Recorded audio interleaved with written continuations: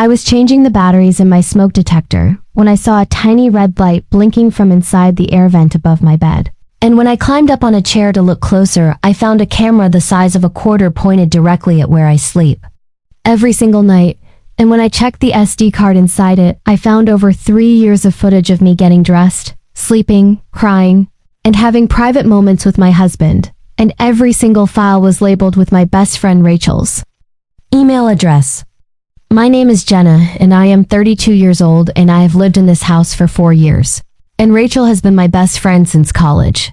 The kind of friend who knows everything about me, who has a key to my house, who comes over whenever she wants, who I trusted more than almost anyone in my entire life. And I never in a million years thought she would be capable of something this sick.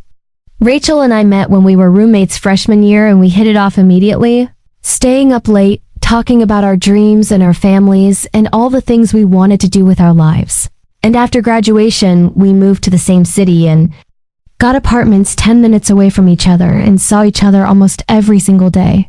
And when I met my husband Kyle 3 years ago, Rachel was the first person I told, and she acted so happy for me and told me. He seemed like a great guy. Kyle and I got married a year later and bought this house right after the wedding. And Rachel helped us move in, and she was over at our place constantly, helping me decorate and pick out furniture and organize the kitchen. And I remember thinking, how lucky I was to have a friend who cared that much and who wanted to be so involved in my life. About 6 months after we moved in, Rachel started asking weird questions. Little things that seemed innocent at the time, but that I can now see were not innocent at all. Like she would ask what time Kyle and I usually went to bed, or whether we kept our bedroom door open or closed at night, or if we ever noticed anything strange in the house. And I thought she was just making conversation, but now I know she was checking to see if we had noticed the camera. And we had not noticed anything, because why would we?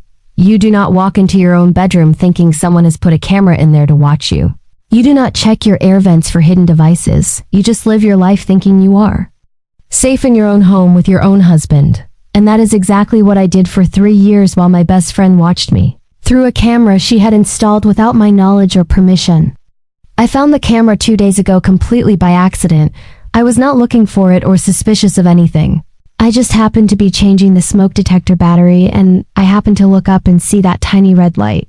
And at first I thought it was just some kind of electrical thing or maybe a reflection. But something in my gut told me to check it out. So I grabbed a chair and climbed up and pulled the vent cover off, and that is when I saw it. It was small and black and pointing straight down at my bed. And my hand started shaking so hard I almost dropped it. And I climbed down and sat on the edge of the bed, just staring at this tiny camera in my hand, trying to understand what I was looking at and who could have possibly put it there. I checked the SD card and found hundreds of video files going back 3 years, organized by date, and I started watching them and I felt physically sick. Video after video of me in my most private moments, getting dressed in the morning, getting undressed at night, crying after a fight with Kyle, lying in bed talking to my husband about things I would never want anyone else to hear. And every single file was tagged with an email address that I recognized immediately because I had sent 1,000 emails to that same address over the years. It was Rachel's email. I sat there on my bed for probably an hour just trying to make sense of it, going through every memory I had of her being in my house, trying to figure out when she could have installed it, and then I remembered that she had been alone in our bedroom for about 20 minutes the day we moved in because she said she wanted to help me organize my closet.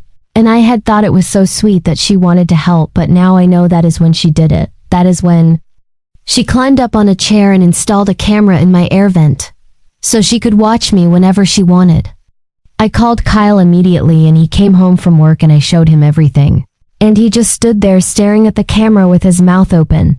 And then he said we needed to call the police right now. And I said, no, wait, I need to talk to her first. I need to hear her say it.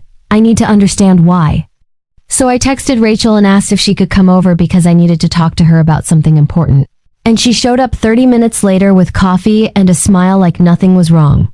And I held up the camera and watched her face change, watched the color drain out of her skin, watched her eyes go wide. And I said, how long have you been watching me? She did not even try to deny it. She just stood there and said, I did not mean for it to go this long.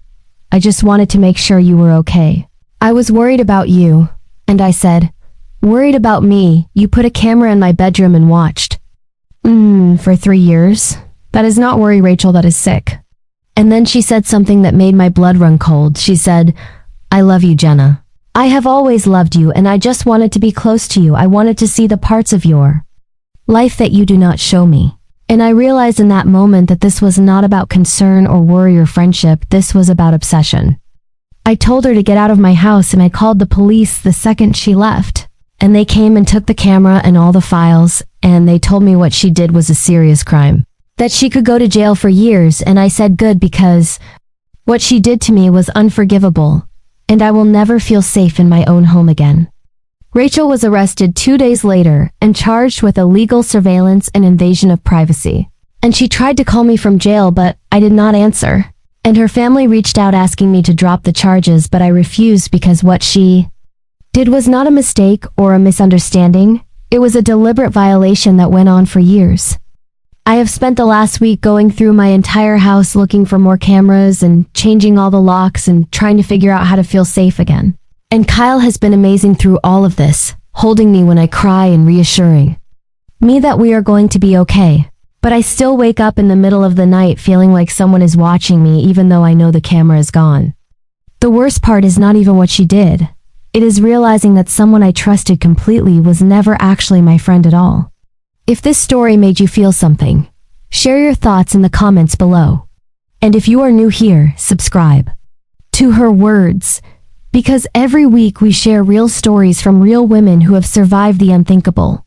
You are not alone.